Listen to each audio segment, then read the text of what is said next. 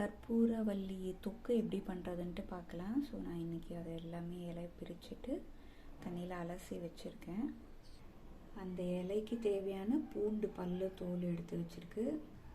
புளி நீங்கள் அப்படியேவும் போட்டு அரைச்சிக்கலாம், இல்லை இந்த மாதிரி ஊற வச்சு அந்த தண்ணியை விட்டும் அரைச்சி எடுத்துக்கலாம். இப்போ நம்ம வதக்கிறதுலாம் கடாயில் எண்ணெய் போட்டு பூண்டு போட்டாச்சு, மிளகு கொஞ்சம் போட்டுக்கலாம்.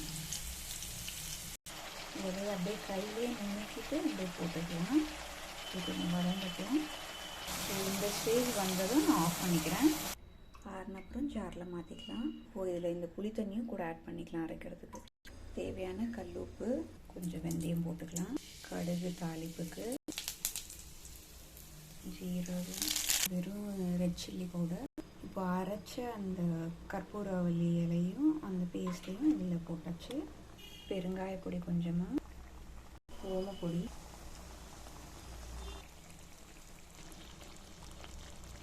மேலே இப்போ அந்த எண்ணெய் கக்க ஆரம்பிச்சிருச்சு.